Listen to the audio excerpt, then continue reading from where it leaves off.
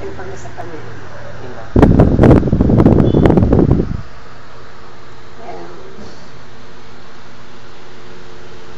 Yung bundesak pa, Joel. Yung design. Sila dala ko pang papasama. Saan? Sige. Hello, America! Welcome to our new show here at the God is Always Near channel. This is I Love Lola. You can view us every Saturday and Sunday, 7 a.m. California time. So, this will be a program of interviews with one of the most significant people in our life. And this is specially made for the Vinluan family at California. Hello to you there! Hi! And let's start it. We only have 10 minutes here, so let's welcome our guest, actually our main person in this show, no other than Lola. Okay. So for today, we will be talking about Lola as a mother, or in our native tongue, bilang isang ina.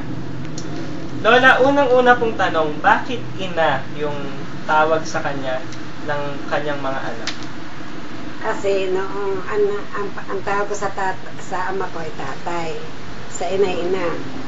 Ngayon ang asawa ko Lola. ang lolo ay ayaw ng tatay. Kaya nangyari, ina at ama. Dahil talaga ayaw niya ng tatay. Ayaw magpatawag ng tatay. Ayaw magpatawag ng tatay. Kaya ginawa ko ina at ama. Ngayon, bilang ina naman, ang aking asawa destino sa Manila. Kami bagong kasal. Tapos na-destino siya sa Calapan, Mindoro. Kaya na nasa Calapan, Mindoro na siya, buwanan siya kung umuwi. Nang ako wala kaming katulong, talagang nag-iisa kong mamahay dito. Hiniram ko yung pamangkin ko si huling anak na aking ipag na siyang kasama ko dito. At sa araw-araw kong pamumuhay, pag ako mamamalengke, akay ko si Jojong o kaya dala ko. Never kong iwan sa bahay. Dahil ako natatakot na baka kung anong gawin. Sa pagmamahal ko sa aking mga anak, kay Rosie, kay Imer, kay Banji, kay Imer. Kay Imer, kay Jojong, kasi panganak ko si Joel. Sa takot ko sila ay kung ano mangyari, pag ako mamimili, buntis ako kay Joel noon, ay dala-dala ko pa si Jojong na mga ilang taon na yun, maski ako yung kagampan, wag ko lang maiwan sa pagmamahal ko sa aking mga anak. Sa buhay kong ito, na nagpapasalamat sa Panginoon na kami nakakilala. Nung maliit kasi na 1974, ewan ko kung ilang taon ng mga bata. Mga binatigil na si Rosie, dalaga, bingata na si Imer. Pero hindi ko sila inakit na sa akin kalalagan bilang bagtis. Dahil ang ginagawa ko araw-araw kinananalangin, nakikisa nagbabasa ko ng Biblia. Sa ganang kaparaanan, isang araw ako nagkasakit. Nakapaligid sa akin si Imer, si Rosie, si Jojo at si Joel. Ang sabi ni Imer, ang ina, sabi ng Panginoon na kanting problema daw ay ako'y lalagay. Kaya yung patotoo ko doon sa aking mga anak na yun ay nagkaroon ng bunga. Naalaman ko na lamang na si Imer, si Rosie nagbabible study doon sa tano na Belen, Baguio doon sa gitnang bayan. Ako'y natuwa ng panangin dahil sa patotoo ko nakuha nila ang sila yung natutong mag-Bible study at makita ko na dahil sila nagpabautismo. Ako'y tuwan-tuwa sa panahon yun dahil ang kahalaga ng panalangin ay talagang nakita ko ang kahalagahan. Sige Lola, balik tayo doon sa pagiging ina niya doon sa mga anak niya. Doon sa panganganak muna, kunyari, sino po yung pinaka nahirapan siyang mga anak? nung kay Jojong, Kay Papa. kay sa Papa. Bakit po? Dahil wala ang lolo, nag-iisa ako. Kasama ko lang si Imer, si Rosie din, maliit pa yun sila. Nasa Edweswela kami bahay ng aking ama.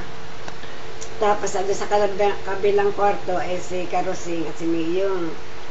Nung makaramdam ako ng pananakit ng tiyan, ay tinawag ko yung hipag ko at ang kapatid ko.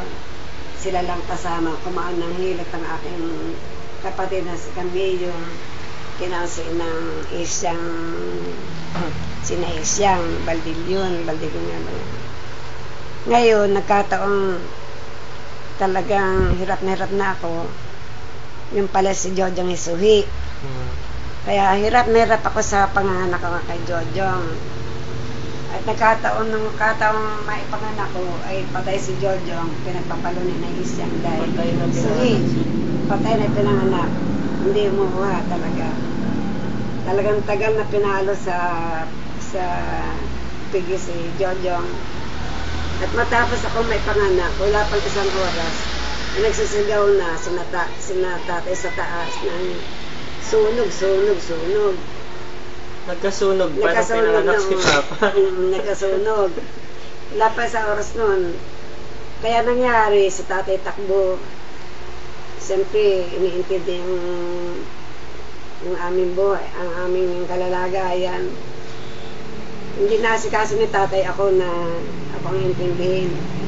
Nung nasa tapat na namin ng sunog, galit na galit si tatay dahil wala pang bumuhat sa akin. May bagong panganak siya. May bagong panganak ako. May unang damala kay Jojong, kay Imer at kay Rosie. Dinala sila doon sa tabing bundok, paano ng bundok.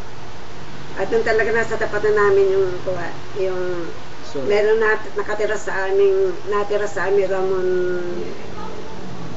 Bicol, siya nagdala sa akin sa bundok. Ang hirap na dinanas ko nandat na ko si Rosie at si Imer magkakayan papanik ng bundok. Ngayon sinabi ko sa mga tao na kung pwede ilapit sa akin yung dalawa kong anak.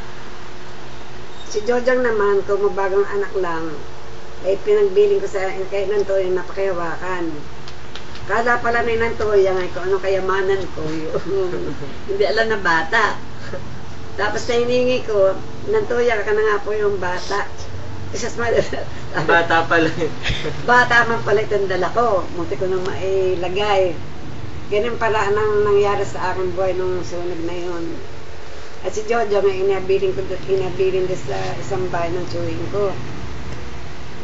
Yung pala, hindi alam na yung may bahay na may bata doon sa muntik na matapakan. Talagang muntik na si Jojo mamatay. Talagang gilito yung aking pinsan buo na, bata man pala yan ay muntik na matantungan. Ganun ang buhay ko no, kay mga nakay Jojo. Napakagandang experience yan, Lola. And I'd like to take this opportunity na pasalamatan ng Panginoon sa pagbibigay ng buhay sa aming ama. Kung nung panahon na pinanganak pala siya ay hindi siya natuluyang mabuhay o kaya natapakan siya sa sunog, wala kami dito ngayon. So maraming salamat kay Lord na pinahintulutan niya ang regalong buhay aking tatay.